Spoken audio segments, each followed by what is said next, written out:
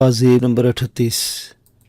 पाजेब किस्त नंबर 38। कौसर जहां ने सोती हुई तस्नीम के बालों को संवारा जो पेशानी पर आ गए थे। इसकी आंखों में ममता का रंग जाग उठा था। अब कौसर जहां के जहन में सिर्फ हैदराबाद था। स्टेशन आते रहे और फिर हैदराबाद आ ही गया। खातून ने अपना सामान संभालना शुरू किया तो कौसर जहां भी होशियार हो गई। अगला स्टेशन हैदराबाद ही का था। कौसर जहां भी इसी स्टेशन पर उतर गई। रेलवे प्लेटफॉर्म पर बड़ी रौनक थी। शहर भी खूब बड़ा मालूम होता था। उतरने वाले मुसाफिर जल्दी जल्दी उतरने और चढ़ने लगे। खातून भी मुसाफिरों की भीड़ में गुम हो गई। वैसे भी अभी ने इसका ख्याल भी नहीं रहा था। सरे राह मुलाकात भी कोई मुलाकात होती है। कौसर जहां तस्नीम का हाथ मजबूती से पकड़े आहिस्ता आहिस्ता आगे बढ़ी और रेलवे प्लेटफॉर्म से बाहर निकल आई। इंसानों का एक समंदर मौजूद था। लातादाद मकानात, दुकानों की कतारें, लेकिन इनमें कोई ऐसा ठिकाना नहीं था जो इसका अपना हो। सिराय वगैरह में तो मर्द जाकर ठहर सकते हैं, लेकिन एक जवान औरत, एक नन्ही सी बच्ची अगर सिराय में रहने का तस्वुर करे तो खुद सिराय वालों को अजीब सा महसूस हो। क्या करूं? कौन सा ठिकाना बनाऊं अपने लिए? यह तो सबसे मुश्किल मरहला है। जिंदगी में कभी किसी होटल का रुख नहीं किया था। भला तवाइफों को होटलों से क्या दिलचस्पी है? हाँ, अगर कोई तमाशबीन साथ घुमाने ले जाए तो इससे वाक़फ़ियत तो हो ही जाती है। लेकिन इत्तिफाक की बात यह है कि कौसर जहां को कभी ऐसे मरहले से नहीं गुजरना पड़ा था। घर से तो बहरा निकलना था। बेहतर था कि कोई शनासा ही होती, लेकिन ये लगता था जैसे सारी दुनिया में बस वो एक तन्हा ज़ात है जिसका किसी से कोई ताल्लुक नहीं है। आंखों में आंसू भर आए, चलती रही। कोई बात समझ में नहीं आ रही थी। यह भी शुक्र था कि आसमान पर बादल छाए हुए थे। अगर धूप होती तो हैदराबाद की गर्मी तो मिसाली हैसियत रखती है। अलबत्ता फिर भी फिजा में हबस सा तारी था। चलते चलते बहुत दूर निकल आई। तस्नीम थक गई थी, कहने लगी, बाजी बस अब मुझसे चला नहीं जा रहा। बस तस्नीम, थोड़ा सा और, थोड़ा सा और। मगर हम जा कहाँ रहे हैं? इस सवाल का कौसर जहां के पास कोई जवाब नहीं था। कुछ फासले पर एक सियासी इमारत नजर आई। तर्ज तामीर मंदिरों जैसा था। इसका रुख उस जानिब हो गया। जरा वीरान सी जगह थी। मंदिर का अकबी हिस्सा था। बहुत से दरख्त थे। इधर उधर इंसान नजर नहीं आ रहे थे। तस्नीम के चेहरे ही से थकन का एहसास हो रहा था। आहिस्ता आहिस्ता आगे बढ़ी और मंदिर के अकब में एक पीपल के बड़े दरख्त की छांव में पहुंच गई। तस्नीम से मोहब्बत भरे लहजे में कहा, बैठ जाओ, देखो कैसी अच्छी हवा चल रही है। कहाँ चल रही है बाजी? हवा तो बंद है। तस्नीम को अब इतनी समझ तो आ ही गई थी। कौसर जहां मुस्कुरा दी। बच्ची को खौफजदा नहीं करना चाहती थी। अगर इसके चेहरे पर खौफ के आसार देख ले जाते तो खुद तस्नीम भी डर जाती।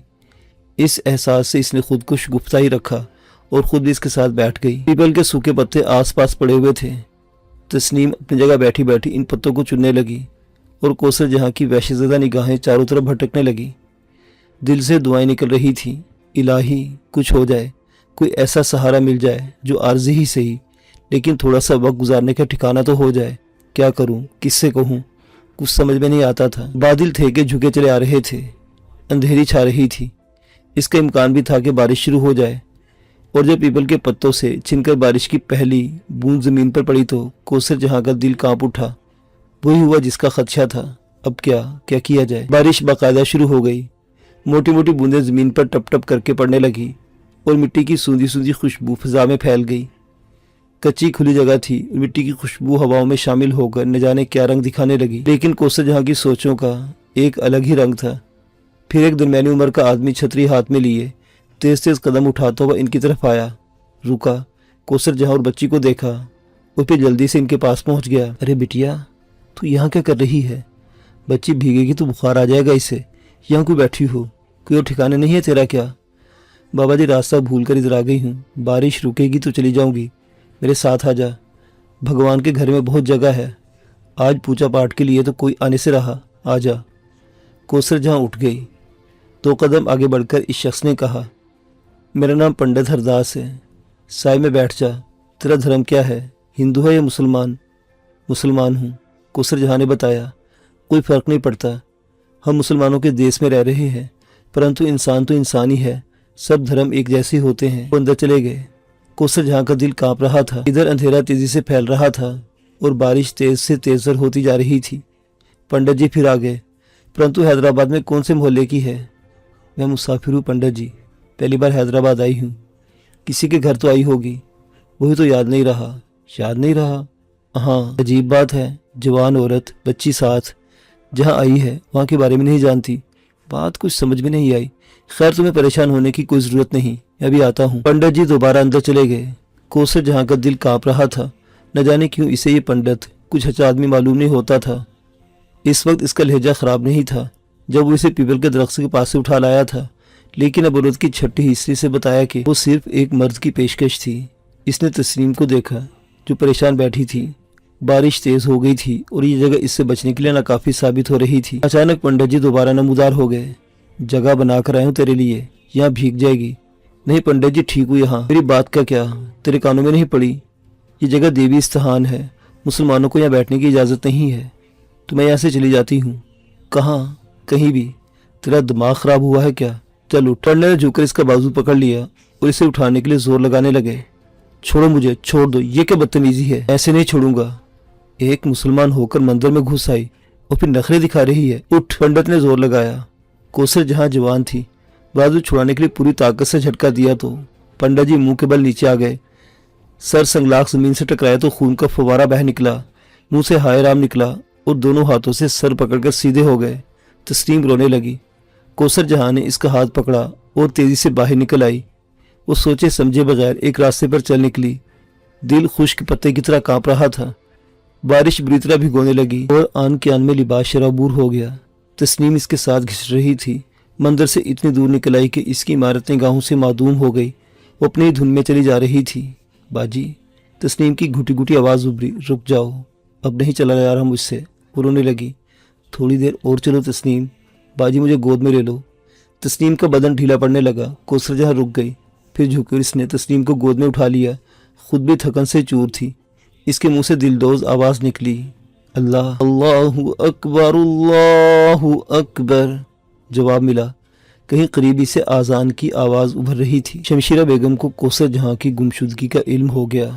وہ ہنگامہ ہوا، وہ وویلا مچا کے اللہ دے اور بندہ لے۔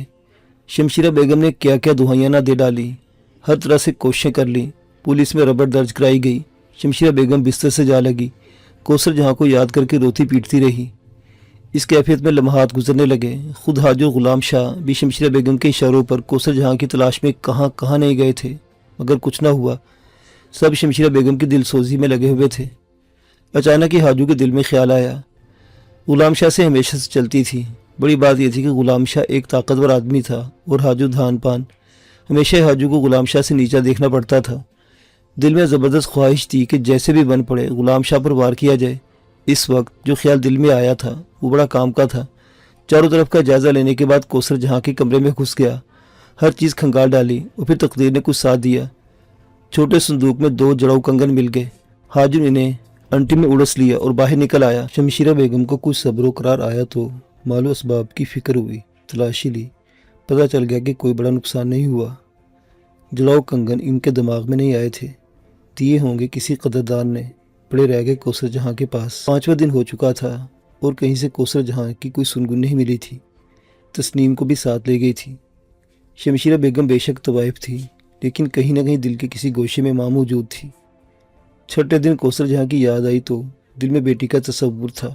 آنکھوں سے آنسو ابل پڑے، کہنے لگی، ارے پاگل، گھر چھوڑ گئی، ضد کرتی رہتی، بات منوا لیتی مجھ سے، میں بھلا تجھے کیسے مجبور کر لیتی، جان سے تو نہ مار دیتی۔ ہے کیا کروں، جس جگہ پیدا ہوئی اسی جگہ تو عمر گزاری ہے میں نے، وہیں سے سوچا ہے اور وہیں ختم کر لیا۔ کوئی نئی بات اب میرے دماغ میں کیسے آتی؟ کوثر جہاں ماں ہو، ماں کے دل کو سمجھ لینا بیٹی، واپس آ جانا، تجھے میری مامتا کا واسطہ۔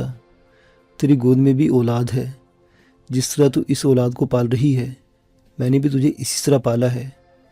غلطیاں مجھ سے ضرور ہوئی ہوں گی، مگر ان غلطیوں کی اتنی بڑی سزا تو اچھی نہیں ہوتی بیٹا، اپنا پتہ ٹھکانہ تو دے دیتے۔ تیری ضد کے آگے تجھے کون مجبور کر سکتا تھا؟ ہائے غلطی تو مجھ سے ہی ہوئی، ایسی جذباتی ہوئی کہ شبانہ اور غزالہ کو بلایا، کلیجے سے لگایا، خوب روئیں۔ اماں کیا کر رہی ہو؟ یہاں نہ ناچیں گے تو کہاں جائیں گے؟ یہی میں نے کوثر جہاں کو سمجھایا تھا، یہی تو کہا تھا میں نے کہ روشنیوں کی طرف نہ بھاگ، وہ روشنیاں دور سے دور ہوتی چلی جاتی ہیں۔ ہم لوگ معاشرے کا وہ بدنما داغ ہیں جنہیں کوئی بھی اپنے دامن پر قبول نہیں کرتا۔ ہماری پذیرائی تو سبھی کرتے ہیں، لیکن ہمیں اپنے خوابگاہوں میں سجانا، اپنے خاندان میں عزت دینا پسند نہیں کرتے۔ وہ ہمارے گھروں کی ڈیڑھیوں کو عبور کر کے ہمارے گھروں میں تو آ سکتے ہیں، ہمیں عزت سے اپنے گھروں کے کمروں میں نہیں لے جا سکتے۔ تو دیکھ لے شبانہ بیٹی، غزالہ، کتنوں نے دعویٰ وفا کیا، کتنے دعوے وفا کر سکے، بات وہیں تک آ جاتی ہے۔ پتہ نہیں وہ بیوقوف کہاں چلی گئی۔ لڑکیوں، آج میں تم سے جو بات کہہ رہی ہوں، خدا کے لیے اسے جھوٹ نہ سمجھنا۔ کہیں دل لگا بیٹھی ہو، کہیں جانے کا ارادہ ہے تو آج مجھے بتا دو، ہو سکتا ہے آنے والا کل مجھے وہی پرانی شمشیرہ بیگم بنا دے۔ کہیں جاؤ تو مجھے بتا کر جاؤ، بولو چھوڑ دو گی مجھے، کب چھوڑو گی مجھے؟ نہیں اماں، کیسی بات کرتی ہو، باجی تو پاگل ہے۔ اور سن اماں، ہم طوائفوں کی تو ایک ہی تاریخ ہوتی ہے، کہیں بھی نکل جائیں بعد میں اپنے گھر واپس آ جاتے ہیں۔ انسان کو دولت کے علاوہ عزت کی بھی تو ضرورت ہوتی ہے اماں۔ ہمیں دولت تو حاصل ہے اور تمام عمر حاصل رہتی ہے، لیکن عزت ہماری تقدیر میں نہیں ہوتی۔ باجی کو جب یہ احساس ہوگا کہ اسے عزت دینے والا اس دنیا میں کوئی نہیں ہے تو وہی واپس آ جائے گی، تم دیکھ لینا اماں۔ شمشیرہ بیگم آنسو بہاتی رہی۔ ماں کی ممتا بہت دیر تک ذہن پر حاوی رہی۔ ہر طرح کی کوششیں کر ڈالی تھی، کوٹھے کی رونق لٹ گئی تھی، کاروبار بند کر کے رکھ دیا تھا۔ اب بھلا اس حادثے کے بعد بھی شمشیرہ بیگم کہاں تک پتھر بنی رہتی؟ دل میں بیٹی کا خیال تو آتا ہی تھا، کوثر جہاں سے محبت بھی محسوس ہوتی تھی، البتہ اکرام کا خیال آتا تو دانت پر دانت جم جاتے اور کڑکڑانے کی آوازیں بلند ہونے لگتی۔ بیج بویا تو اسی کا تھا۔ اکرام کے لیے ان کا دل کا گوشہ نرم نہیں ہوتا تھا، بس فطرت تھی ان کی۔ حاجی اور غلام شاہ بھی منحوسوں جیسی شکلیں بنائے کمرے میں بیٹھے رہتے تھے۔ اب یہ الگ بات کہ حاجی کی آنکھوں میں قہر و غضب کی بجلیاں کونتی رہتی تھیں اور غلام شاہ کے ہونٹوں پر طنزیہ مسکراہٹ۔ ایک دن شمشیرہ بیگم مغموم انداز میں سروتا ہاتھ میں پکڑے چھالیاں کتر رہی تھی کہ کہیں سے حاجی نمودار ہو گیا۔ شمشیرہ بیگم ان دنوں بڑی نرم تھی، بیٹے کی گمشدگی نے دل میں خوف پیدا کر دیا تھا۔ حاجی کو گالیاں بھی نہیں پڑ رہی تھی۔ اس وقت بھی انہوں نے نرم نگاہوں سے حاجی کو دیکھا اور حاجی آ کر دوزانوں بیٹھ گیا۔ شمشیرہ بیگم، اپنے آپ کو سنبھالو گی نہیں؟ یوں لگتا ہے جیسے کوثر جہاں ہی سب کچھ تھی، آخر شبانہ اور غزالہ بھی تو ہیں۔ ان لوگوں سے محفلوں کو سجاؤ۔ طوائف کا کوٹھا 4 دن غیر آباد رہے تو پھر آباد کرنے میں مہینوں لگ جاتے ہیں۔ تماشبین آتے ہیں اور مایوس چلے جاتے ہیں۔ منع کرتے کرتے زبان دکھ گئی ہے، اب تو محفلیں جاری کرو، کب تک رنج کرو گی؟ آستین کے سانپ نے ڈس ہی لیا ہے، اب اس کا کچھ علاج بھی کرو۔ شمشیرہ بیگم کے ہاتھ میں گردش کرتا ہوا سروتا رک گیا۔ اسی نگاہوں سے حاجی کو دیکھتے بولی، تم نے میری بیٹی کو آستین کا سانپ کہا ہے؟ تمہاری اتنی ہمت کیسے ہوئی حاجی؟ پھر غلط سمجھی شمشیرہ بیگم، آستین کا سانپ میں نے کوثر جہاں کو نہیں کہا۔ پھر نام لوں گا تو پھر زبان پکڑو گی۔ میں ٹھہرا کمزور آدمی، کیا کروں؟ اللہ نے ڈیڑھ پسلی دے کر دنیا میں اتارا ہے۔ جان ہوتی تو غلام شاہ جیسی تو سینہ تان کر بات کرتا، زبان کھولنے سے بھی خوف آتا ہے۔ مرواؤ گی مجھے، بنے گا کچھ نہیں، بھروسہ تو تم غلام شاہ پر ہی ہے۔ اے منہ سے پھوٹو، خدا تمہیں غارت کرے، کتنا سوچتی ہوں کہ منہ سے کوئی بری بات نہ کروں، لیکن جس طرح تم باتیں کرتے ہو تلووں میں لگتی ہے، بالوں میں بجھتی ہے۔ کیا بکنا چاہتے ہو؟ غلام شاہ کا نام بیچ میں کیسے آ گیا؟ جانتا ہوں شمشیرہ بیگم، ہمیشہ سے جانتا ہوں، میری وہ کوئی اوقات نہیں ہے، میری ساری باتیں غلط ہوتی ہیں تمہاری نظر میں، مگر کیا کروں، زبان تو نہیں رکتی، دل تو نہیں مانتا، اتنے تمہارا نمک خوار ہوں جتنا دوسرے۔ یہ سازش ہے شمشیرہ بیگم، پکی سازش ہے۔ دوسرا جہاں خود نہیں گئی، اسے نکالا گیا ہے، بھگایا گیا اسے یہاں سے۔ کیا بک رہے ہو؟ کس نے نکالا ہے؟ کس نے بھگایا ہے؟ شمشیرہ بیگم چمک کر بولی، غلام شاہ سے زیادہ یہاں اور کون ہو سکتا ہے؟ وہی ایک بہادر آدمی ہے جو ٹال ٹھونک کر ایسے کارنامے سر انجام دیتا ہے۔ جھاڑو پھرے تمہارے منہ پر حاجو، جھاڑو پھرے، جب بھی کہتے ہو ایسے ہی کہتے ہو۔ ارے غلام شاہ اتنا بھی برا نہیں ہے کہ میرے ہی خلاف سازش کر ڈالے۔ خدا تمہیں خوش رکھے شمشیرہ بیگم، وہی کہا نا جو میں نے سوچا تھا، بھلا الگ کہاں کہو گی تم؟ وہی بات ہے نا، طاقتوری کی سنی جاتی ہے، جس کی لاٹھی اس کی بھینس، ہم کیا، ہماری اوقات کیا، ہمیشہ وفاداری کا مظاہرہ کر کے ذلیل ہوئے ہیں۔ کہنا کیا چاہتے ہو آخر؟ شمشیرہ بیگم، غلام شاہ کی کچھ ایسی مشکوک حرکتیں دیکھی ہیں میں نے کہ میرے دل میں یہ خیال آتا ہے کہ کہیں کوئی گڑبڑ نہ ہو۔ پچھلے دنوں غلام شاہ سے بڑی خسر پسر چل رہی تھی کوثر جہاں کی۔ کیسی خسر پسر؟ کیا کہوں؟ غلام شاہ کا سامنا کون کر سکتا ہے، تم یا میں؟ ہاں، اگر بات بدل سکتے ہیں تو ہمارے استاد محترم پیر مکھن شاہ، وہ تو نہ جانے کہاں مر گئے۔ ارے شمشیرہ بیگم، بزرگوں کے بارے میں ایسی باتیں نہیں کی جاتی، احترام سے نام لیا جاتا ہے ان کا۔ شمشیرہ بیگم پرخیال انداز میں حاجی کو دیکھنے لگی، پھر بولی، اچھا ایک بات بتاؤ، مکھن شاہ سے ملاقات ہو سکتی ہے؟ تمہارے لیے تو پتھروں سے دودھ کی نہر نکال کر لا سکتے ہیں، انہیں تلاش کرنا کون سا مشکل کام ہے؟ تو ایک کام کرو حاجو، مکھن شاہ کو تلاش کرو، اگر انہوں نے کوئی عمل کر دیا تو کوثر جہاں واپس بھی آ سکتی ہے۔ کیا سمجھتی ہیں آپ؟ بزرگوں کے ہاتھوں میں تو سب کچھ ہوتا ہے، آپ کو اصل بات تو پتہ ہی نہیں، بڑے بڑے کام کر ڈالتے ہیں بزرگ۔ ایک بات بتائیے، آپ کو جوتا الٹنے کا عمل معلوم ہے؟ نہیں، وہ کیا ہوتا ہے؟ شمشیرہ بیگم نے کہا، جوتیاں پڑھ کر دیتے ہیں، کوئی جادو ٹونا ہو تو بس جوتے الٹی رکھ دی جاتی ہیں اور جس کی جوتیاں ہوتی ہیں وہ الٹے قدموں واپس آ جاتا ہے، توا اور کڑاہی الٹ دی جاتی ہے اور کام ہو جاتا ہے۔ ایک اور بات بتاؤں تمہیں شمشیرہ بیگم؟ اچھا ابھی نہیں بتاؤں گا، بعد میں بتاؤں گا، اگر تم اجازت دو تو مکھن شاہ کو تلاش کروں۔ بھائی میں کہتا ہوں کہ ٹھیک ہے، تو غلام شاہ نے سب کچھ نہیں کیا، لیکن کوثر جہاں کہیں بھی گئی ہوگی واپس آ جائیں گی۔ کیا تم نے ایسی باتیں نہیں سنی کہ کھوئے ہوئے بچے مل جاتے ہیں، بھاگے ہوئے شوہر واپس آ جاتے ہیں، خود وائفوں کے خلاف کیا گیا عمل نہیں کراتی یہ گھروں کی بیویاں؟ شمشیرہ بیگم مان ہی لو میری، مکھن شاہ کو تلاش کر لیتا ہوں میں۔ کر لو حاجو کر لو، مگر رقم خرچ ہوگی، بہت ہوگی الٹی سیدھی۔ وہ کہتے ہیں نا کہ کوئلوں کی دلالی میں ہاتھ پیر کالے، اپنے پاس پھوٹی کوڑی بھی نہیں اور مارے پھرتے ہیں، پیسے ڈھیلوں کرو تب نکلیں گے ان کی تلاش میں۔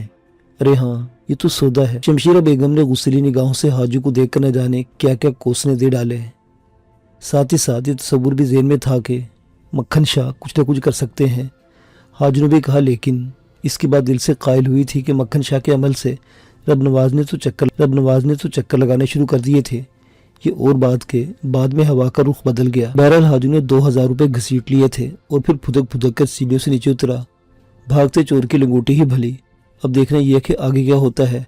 فی الحال تو 2000 روپے کی رقم جیب میں آ گئی تھی، اس کے ساتھ ہی دل و دماغ کو تقویت تھی کہ غلام شاہ کے خلاف منصوبے بنائے جا سکیں گے۔ اللہ اکبر، اللہ اکبر کی صدا بڑی پاک تھی۔ نگاہیں اٹھائی تو مسجد نظر آئی، تھکے قدم مسجد کی طرف اٹھ کے خانہ خدا سے آواز ابھری تھی، دل سے اللہ کو پکارا تھا اور جواب ملا تھا، یقیناً اس بارش میں خانہ خدا میں پناہ مل جائے گی۔ عشاء کی نماز کا وقت ہو گیا تھا اور مؤذن اذان دے رہے تھے۔ مسجد کے دروازے کے بائیں جانب تھوڑا سا چھجا ابھرا ہوا تھا، اس سے پانی کی بوندیں ٹپک رہی تھی، لیکن اتنی جگہ ضرور تھی کہ دیوار سے چپک کر کھڑی ہو جائے۔ بارش کی وجہ سے نمازی مسجد کی طرف نہیں آئے تھے اور مسجد کا دروازہ بدستور ویران نظر آ رہا تھا۔ بارش سے پناہ ملی، لیکن فضا میں خاصی ٹھنڈک تھی جو بھیگتے ہوئے کپڑوں کی وجہ سے بدن کو زیادہ محسوس ہو رہی تھی۔ کوثر جہاں کو اپنی فکر تو نہیں تھی، بس تسنیم کو سینے میں سموئے ہوئے تھی کہ کہیں سے سردی نہ لگ جائے۔ مؤذن صاحب نے ہی خود ہی نماز پڑھی، پھر باہر کا جائزہ لینے یا پھر مسجد کا دروازہ بند کرنے 3 سیڑھیاں اتر کر بارش کے رنگ دیکھے، پھر بائیں جانب نظر اٹھ گئی جہاں کوئی موجود تھا، چونکہ 2 قدم آگے بڑھے، کوثر جہاں کو دیکھا اور حیران رہ گئے، آہستہ سے بولے، عزیزہ یہاں کیوں کھڑی ہوں؟ کہاں جا رہی تھی؟ بارش تو بڑی دیر سے ہو رہی ہے، اپنے گھر چلی جائیے، وہ بہترین پناہ گاہ ہوگی، اس بارش میں کوئی ٹھکانہ نہیں، جمعرات کی جھڑی ہے، آپ کو پتا کو جو بارش جمعرات کو شروع ہوتی ہے ہفتے جاری رہتی ہے، اور پھر یہاں تو ویسے بھی بارشوں کا کوئی ٹھکانہ نہیں ہوتا۔ کیا گھر کا فاصلہ یہاں سے زیادہ ہے؟ نہیں مولوی صاحب، مسافر ہوں، لاہور سے آئی ہوں، یا غلطی سے حیدرآباد میں اتر گئی، کوئی شناسہ نہیں ہے، کوئی ٹھکانہ نہیں ہے، بس یوں ہی پناہ کے لیے کھڑی ہوئی ہوں۔ ارے ہو، یہ تو بہت پریشان کن بات ہے، آپ کے ساتھ کوئی ہے؟ نہیں، بے شک پریشانی کی بات ہے، لیکن ایسا بھی نہیں کہ آپ کو اس پریشانی میں اکیلا چھوڑا جائے، آئیے مسجد میں آ جائیے۔ اوہو، بچہ بھی آپ کے ساتھ؟ میری بیٹی ہے۔ توبہ، کیا طوفانی بارش ہے، آئیے آپ اندر آ جائیے، آپ کی کہانی تو بڑی دردناک ہے۔ مولوی صاحب مسجد سے ملک حجرے میں لے گئے، یہ ان کی اپنی رہائش گاہ تھی، ایک جانب پلنگ پڑا ہوا تھا، لکڑی کی بینچیں رکھی ہوئی تھی، سامنے کے حصے میں توا چمٹا چولہا وغیرہ نظر آ رہا تھا۔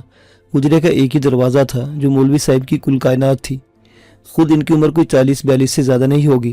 اندر آ کر انہوں کوثر جہاں کو سر سے پاؤں تو دیکھا اور ایک افسوس، نہ جانے کتنی دیر سے آپ بری کھڑی ہوئی ہیں اور ہمیں علم ہی نہ ہو سکا، مگر قصوروار ہم نہیں ہیں، کوئی الہام تو نہیں ہوا تھا ہمیں، آپ خود ہی اندر آ جاتی۔ نہیں مولوی صاحب، ظاہر ہے آپ کو کیا معلوم، کیا مجھے یہاں ایک رات کی پناہ مل سکتی ہے؟ کیسے باتیں کرتی ہیں آپ عزیزہ، آپ براہ کرم آرام سے تشریف رکھیے، بھلا یہ بھی کوئی بات ہے، آپ مہمان ہیں ہماری، میرا نام حیات احمد ہے اور میں یہی رہتا ہوں، آپ بیٹھ جائیے۔ وہ لباس سے تو پانی ٹپک رہا ہے، گویا سردی کا موسم نہیں لیکن ہوا لگ کر بخار بھی آ سکتا ہے. آپ بیٹھے تو صحیح. اور یہ حجاب چھوڑ دیجئے، ہم غیر نہیں ہیں. ویسے آپ مسلمان خاتون ہیں؟ جی. کیا نام ہے آپ کا؟ کوثر جہاں. سبحان اللہ، اس میں کوئی شک نہیں. یہ بیٹی آپ کی؟ جی ہاں. کوثر جہاں نے جواب دیا. مولوی صاحب کافی چرب زبان معلوم ہوتے تھے. اس کا کیا نام ہے؟ تسنیم. واہ، کوثر و تسنیم، واہ واہ واہ. صاحب ذوق ہے جس نے آپ کی بیٹی کا نام تسنیم رکھا. بہرحال آپ کے لیے کچھ کرتے ہیں. اچھا یہ بتائیے، کھانا کھایا یا نہیں؟ جی ہاں. کمال کرتی ہیں. یعنی یہ کہ آپ مسافر ہیں، اس شدید بارش میں غلطی سے حیدرآباد کے اسٹیشن پر اتر گئی ہیں اور پھر یہاں تک پہنچ پائی ہیں اور کہتے کہ کھانا کھا لیا. ایسا تکلف شرع میں جائز نہیں. کھانا موجود ہے، سالن گرم کرنا پڑے گا آپ کو، مگر نہیں ٹھہریے، ہم ابھی حاضر ہوئے. مولوی صاحب باہر نکل گئے. کوثر جہاں کے دل میں ایک چبھن سی پیدا ہو گئی. مولوی صاحب کا لہجہ، ان کی آواز، ان کی آنکھوں کا انداز مناسب نہیں لگ رہا تھا. ویسے بھی شٹک مٹک قسم کے آدمی تھے. باہر گئے اور ایک چادر لے آئے. بڑی سی چادر تھی. کہنے لگے، تکلف نہ فرمائیے گا، لباس اتار کر چادر اوڑھ لیجئے اور لباس ہمیں دے دیجئے. نچوڑ کر باہر برآمدے میں پھیلا دیں گے، صبح تو خشک ہو جائے گا. آپ کی جسم پر چپکا ہوا لباس کچھ موزوں نہیں لگ رہا. کوثر جہاں دھک سے ہوگی، پھر بولی، نہیں مولوی صاحب، بہت شکریہ، میں ٹھیک ہوں. البتہ اگر آپ اجازت دے تو یہ چادر بچی کو اڑا دوں. مولوی صاحب کو جیسے مایوسی ہوئی تھی. کہنے لگے، ہم نے تو آپ کو پیشکش کر دی جیسے مناسب سمجھے. اگر مناسب سمجھے تو بچی کے لیے کوئی اور چھوٹی سی چادر لے آئے. نہیں، بہت شکریہ، میرا لباس میرے بدن پر ہی خشک ہو جائے گا. مولوی صاحب ایسے سے مسکرا پھر بولے، ہاں اس میں تو کوئی شک نہیں. ماشاءاللہ جوانی کی عمر ہے، اس عمر میں تو جسم ویسے ہی تپتے ہیں. یہ لباس واقعی تھوڑی دیر میں خشک ہو جائے گا. یہ جملے بھی بڑے عجیب اور مشکوک تھے. مسجد کے ایک خدا پرست انسان کو بھلا اتنی گہرائی میں جانے کی کیا ضرورت تھی؟ ایسا ہونا بھی نہیں چاہیے تھا. کوثر جہاں کے ذہن میں سناٹے آ رہے تھے. یہاں بھی پناہ نہ ملی تو کیا ہوگا؟ مولوی صاحب چولہا ہانڈی کے پاس پہنچ گئے. کھانا گرم کرنے لگے. کوثر جہاں اس خیال سے خاموش رہی کہ کم از کم تسنیم کا پیٹ ہی بھر جائے. بہت عمدہ قسم کا مرغی کا سالن پکا ہوا تھا، نرم بوٹیاں. یہ ضیافت کوثر جہاں نے قبول کر لی. تسنیم کو کھانا کھلایا. چند لقمے خود بھی اس خیال سے زہر مار کر لی کہ جسم میں جان ہوگی تو حالات کا مقابلہ کیا جا سکتا ہے. خانہ خدا میں خوراک میسر آئی تھی. بھوکا رہنا ویسے بھی ناشکری تھی. مولوی صاحب کے الفاظ اور لہجہ تسلی بخش ہوتا تو اس وقت بڑا سکون محسوس ہوتا. مگر عورت تھی، اور وہ بھی ایسی عورت جو ہمیشہ مردوں کی نگاہوں کا سودا کرتی آئی تھی. مولوی صاحب کے تیور کچھ بہتر نظر نہیں آ رہے تھے. خانہ خدا کا کیا قصور؟ زمین پر بسنے والے اگر برے انداز میں سوچنے لگے. حالانکہ مولوی صاحب نے ابھی تک کوئی ایسی بات نہیں کی تھی جو باعث تردد ہوتی. بس اپنا ایک احساس تھا جو دل میں ہول پیدا کر رہا تھا. ہاتھ روکا تو مولوی صاحب آگے بڑھائے. ارے یہ کیا؟ پیٹ بھر کر کھانا نہ کھانا ناشکری ہے. آپ نے کچھ بھی نہیں کھایا؟ نہیں مولوی صاحب، بہت نوازش ہے آپ کی، آپ نے مجھے سہارا دیا. ہاں عزیزہ، کبھی کبھی ایسا ہوتا ہے، کوئی نہ آشنا بھی سب سے بڑا آشنا بن جاتا ہے. خیر اب آپ آرام کیجئے. بچی کا لباس تو اتار دیجئے، چادر لپیٹ دیجئے گا، بھیگا ہوا لباس کہیں نقصان نہ پہنچا دے. اللہ محافظ ہے، آپ کی عنایت کی بھی چادر اڑائے دیتی ہوں. کوثر جہاں نے نیاز مندی سے کہا، جائیے پلنگ پر لیٹ جائیے جا کر. جی تو یہ چاہتا ہے کہ آپ سے بہت سی باتیں کی جائیں، لیکن جانے کب سے تھکی ہوئی ہیں، آرام کر لیجئے، ہم بھی دری بچھا کر سو جاتے ہیں. مولوی صاحب نے کونے میں رکھی ہوئی دری کھولی اور پلنگ سے 2 گز کے فاصلے پر بچھا دی. ایک بار پھر کوثر جہاں خوفزدہ ہو گئی. اصولاً تو مولوی صاحب کو مسجد کے اندرونی حصے میں جا کر سو جانا چاہیے تھا، لیکن یہاں بھی انہوں نے شک کی گنجائش تک چھوڑی تھی. بہتر یہ بات ان سے کہیں نہیں جا سکتی تھی. وہ پلنگ پر جا کر لیٹ گئی. تسنیم کو گود میں بھر لیا. دل دل میں دعائیں مانگ رہی تھی کہ یہ رات سکون سے گزر جائے. بھلا سونے کا کیا تصور ذہن میں آ سکتا تھا. تھوڑی دیر بعد انہوں نے کہا، سو گئی عزیزہ؟ جی نہیں. ارے ہمارا یہ مقصد نہیں تھا، آرام کیجیے گا. ہم یہ پوچھ رہے تھے کہ بچی کے والد کہاں ہیں؟ کیا خدا نہ خواستہ؟ خدا نہ خواستہ کوثر جہاں کے منہ سے آواز نکلی. مولوی صاحب اپنی ترنگ میں کہنے لگے، اگر وہ یہاں موجود ہے تو آپ کے ساتھ کیوں نہیں ہے؟ بس نہیں ہے. حیدرآباد میں غلط کیسے اتر گئی آپ؟ راستے نہیں جانتی تھی، گویا تنہا سفر کر رہی تھی. جی ہاں. گویا شوہر سے کوئی ناراضگی ہو گئی ہے؟ جی نہیں.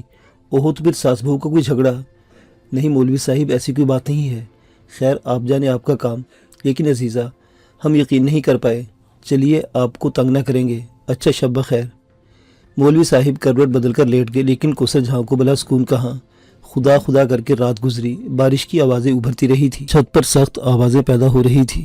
مولوی صاحب شاید سو ہی گئے تھے. البتہ صبح کو وہ جلدی سے اٹھ گئے اور اپنے معاملات میں مصروف ہو گئے. دن کے 8 بجے پھر واپس آئے حلوہ پوری ترکاری کے ساتھ دونوں ہاتھوں میں دبائے ہوئے لائے تھے۔ یہ اشیاء کوثر جہاں کے سامنے رکھی۔ کوثر جہاں نے ایک بار پھر ان کا چہرہ دیکھا۔ دل مطمئن نہیں ہو پا رہا تھا۔ اس چہرے کو دیکھ کر کوئی ایسی بات ضرور تھی جو دل کو متردد کیے ہوئے تھی۔ کہنے لگی، آپ کا بہت بہت شکریہ مولوی صاحب، اب میں چلتی ہوں۔ ہم نے کہا نا کہ بس جمعرات کی جھڑی ایسی ہی لگتی ہے کہ بس اللہ دے اور بندہ لے۔ ذرا بارش کے رنگ تو دیکھیے کہ ہم پریشان ہیں کہ آپ کہاں جائیں گی اس بارش میں۔ ویسے آپ کو جانا کہاں ہے؟ بس اپنے ایک عزیز کے پاس جا رہی ہوں۔ کہاں؟ مولوی صاحب خدا کے لیے بس مجھ سے بہت سارے سوالات مت کیجیے، میں چلی جاتی ہوں یہاں سے۔ نہیں عزیزہ، ذرا باہر قدم رکھ کر تو دیکھ لو، جا سکتے تو چلی جاؤ، ہمیں کوئی اعتراض نہ ہوگا، تمہیں تو شاید نقصان نہ پہنچے، لیکن بچی بے شک نمونے کے شکار ہو کر مر جائے گی، اب تو ہوائیں بھی ٹھنڈی ہو گئی ہیں۔ کوثر جہاں نے ساموی انداز میں تسنیم کو سینے سے بھینچ لیا۔ دوپہر ہوئی، پھر رات آ گئی۔ بارش نے جل تھل کر کے رکھے ہوئے تھے۔ حیدرآباد کی بارشوں کے بارے میں کبھی نہیں سنا تھا کہ اس انداز میں ہوتی ہے۔ سندھ کے اس علاقے کے بارے میں تو پتہ چلا تھا کہ بارش ہوتی ہی نہیں، ہاں یہ بھی سنا تھا کہ ہوتی ہے تو پھر ایسی ہوتی ہے کہ جل تھل کر دیتی ہے۔ غرض اچھی خاصی مشکلوں کا شکار ہو گئی تھی۔ سڑکوں پر پانی اس طرح بھرا ہوا تھا کہ جیسے ندی نالے بھر جاتے ہیں۔ مولوی صاحب نے رات کے کھانے کا زبردست انتظام کیا۔ یہ کھانا باہر سے آتا تھا اور بعض اوقات ضرورت سے زیادہ ہو جاتا تھا۔ البتہ ربڑی کا وہ آپ خورا مولوی صاحب خرید کر لائے ہوں گے۔ اسے کوثر جہاں کے سامنے رکھتے بولے، حیدرآباد کی ربڑی بہت مشہور ہے، آپ کے لیے خصوصی طور پر لائے ہیں۔ کوثر جہاں نے یہ بھی محسوس کیا کہ مولوی صاحب نے کوئی بہت ہی تیز خوشبو والا عطر لگایا ہوا ہے، آنکھوں میں سرمے کے ڈورے کھینچے ہوئے ہیں۔ یہ اہتمام بہت خوفزدہ کر دینے والا تھا۔ مولوی صاحب کہنے لگے، عزیزہ آپ سے کچھ گفتگو کرنا چاہتے ہیں، اگر اجازت ہو تو۔ کوثر جہاں نے سہمی ہوئی نگاہوں سے مولوی صاحب کو دیکھا، کہنے لگی، جی فرمائیے۔ دیکھیے، زمانہ ساز اور زمانہ شناس ہے، ہم بھی وقت کو سمجھتے ہیں، زمانے کو سمجھتے ہیں۔ اصل میں ہمارا خیال ہے یا تو آپ شوہر سے طلاق وغیرہ لے کر آئی ہیں یا پھر اس کے ہاتھ سے فرار ہوئی ہیں۔ ہم اس کے قائل ہیں کہ اگر ذہنوں میں ہم آہنگی نہ رہے تو دوریاں اختیار کر لینی چاہیے۔ ہماری بھی شادی ہوئی تھی ایک وقت میں، لیکن اہل محترمہ ہمیں برداشت نہ کر پائی۔ وہ ذرا رنگین مزاج کی مالک تھی اور ہم ٹھہرے سیدھے سادے مسجد کے مولوی پیش امام۔ حالانکہ اللہ کے فضل سے کھانے کے لیے روٹی اور پہننے کے لیے لباس موجود تھا، لیکن محترمہ ہمارے ساتھ قیام نہ فرما سکی اور طلاق لے کر چلی گئی۔ اس وقت سے ہم تنہا زندگی گزار رہے ہیں۔ دیکھیں اگر کوئی ایسی بات ہے تو ہمارا ہاتھ آپ کے لیے حاضر ہے، جو کچھ بھی بن پڑے گا کریں گے۔ اب یہ کہ ہماری عمر بھی اتنی نہیں، اس بچی کو مضبوط سہارے کی ضرورت ہے، اس کے سر پر اپنا ہاتھ رکھ دیں گے۔ کوثر جہاں بے اختیار اٹھ بیٹھی۔ یہ کیسی باتیں کر رہے ہیں آپ مولوی صاحب، آپ تو اللہ والے ہیں، میں شادی شدہ ہوں، شوہر ہے میرے، تو پھر حجرہ چھوڑ دیجئے گا۔